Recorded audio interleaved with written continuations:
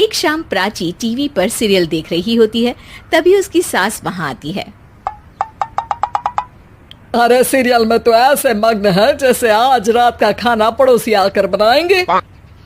मुझे पता ही नहीं था आपने अपने बेटे की शादी पड़ोस में भी की हुई है। हैं? मतलब? मतलब इस घर में सारा काम बहू ही करती है, आप तो सिर्फ खर्राटे मारती हैं। अच्छा जी, फिलहाल तो तुम आराम फरमा रही हो, चलो जाओ, ये मेरे टीवी देखने का समय है। आहा, इसीलिए मुझे भगाया जा रहा है। सॉरी, अब तो बिल्कुल नहीं जाऊंगी। प्राची की इस बात पर दोनों सास बहू के बीच टीवी रिमोट के पीछे बच्चों जैसे छीना झपटी शुरू हो जाती है, जिसके बीच श्लोक भी काम से घर वापस आ जाता है। आज मेरी चूहे बिल्ली की जोड़ी किस बात पर झगड़ रही है? अरे तेरे बीवी मुझे टीवी ही नहीं देखने दे रही। अरे तुम्हारी मम्मी मुझे खाना बनाने के लिए फोर्स कर रही है। अरे वाह, ऐसे बेतुके रीजन पर तो बच्चे भी झगड़ा नहीं करते। अरे मुझे कुछ मत बोल, सब इसने ही शुरू किया है। हाँ हाँ, जैसे आप तो बहुत दूध की धूली है ना। अरे बस, दोनों चुप। प्राची जाओ, खाने की तैयारी करो। और माँ तुम छोड़ो, तुम्हें क्या बोलूं, शांति से अपना सीरियल देखो, मुझे दोबारा लड़ने की आवाज सुनाई नहीं देनी चाहिए। ऐसा बोलकर श्लोक वहां से चला जाता है, जिसके पीछे पीछे प्राची भी कुछ न कुछ बड़बड़ाते हुए रसोई में चली जाती है।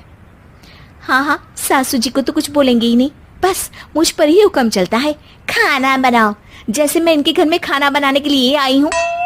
इसी तरह शाम बीतती है और रात को श्लोक और प्राची की सास खाना खाकर सोने चले जाते हैं, लेकिन प्राची गुस्से में कुछ खाए बिना काम में ही लगी रहती है। इस घर में किसी को घंटा फिक्र नहीं पड़ता, मैं खाऊं या भूखी रहूं।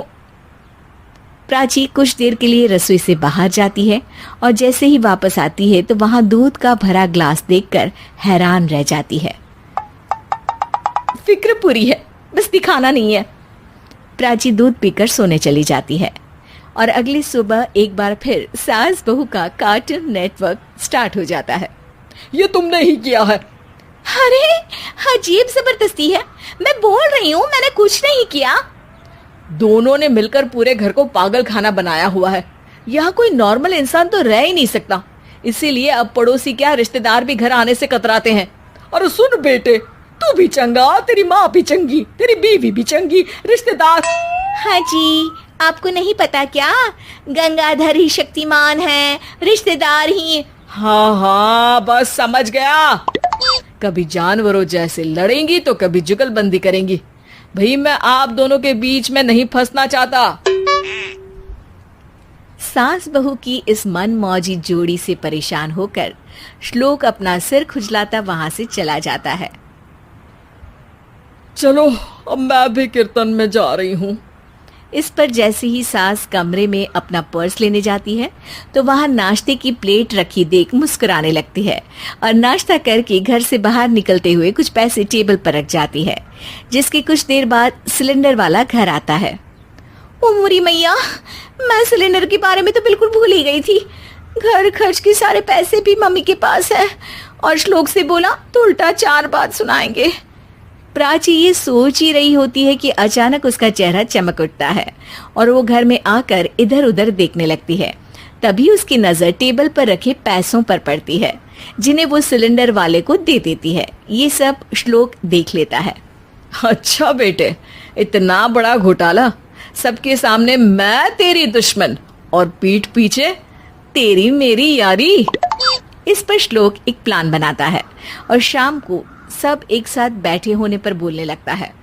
माँ, तुम दोनों की बहुत लड़ाई होती है, इसलिए मैं सोच रहा हूँ कि प्राची को उसके घर छोड़ाऊं, इससे वो भी खुश रहेगी और तुम भी। अचानक श्लोक की ये बात सुनकर सास बहू शौक से उसकी तरफ देखती है। अरे ऐसे कैसे घर छोड़ाओगे, मुझे कहीं नहीं जाना।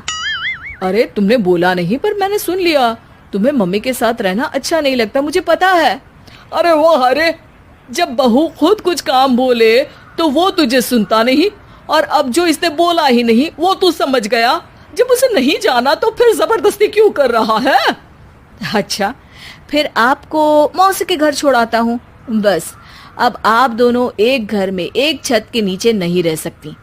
मैं इस टॉम एंड जेरी की जोड़ी को और नहीं झेल सकता। है? ऐसे कैसे नहीं रह सकते? तुम्हें इतनी दिक्कत है तो तुम्हारा बोरिया बिस्तर पैक कर देती हूँ, लेकिन मम्मी जी कहीं नहीं जाएंगी।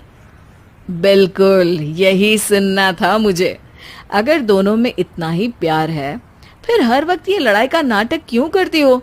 देखा मैंने कैसे माँ किचन में दूध रखती है और तुम उनके लिए कमरे में नाश्ता रखती हो, और कैसे वो पहले ही तुम्हारी दिक्कत समझकर घर में पैसे रखकर बाहर जाती है। अरे भाई, इतना ड्रामा तो डेली सोप में भी नहीं होता जितना तुम दोनों ने इस घर में फैलाया हुआ है।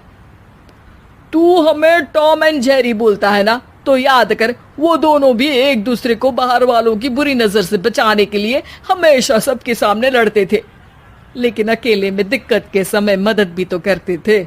बस हमारा रिश्ता भी कुछ ऐसा ही है। और वैसे भी अगर सास बहू में तू मैं नहीं होती तो दुनिया वालों को कहानियां कैसे मिलेंगी?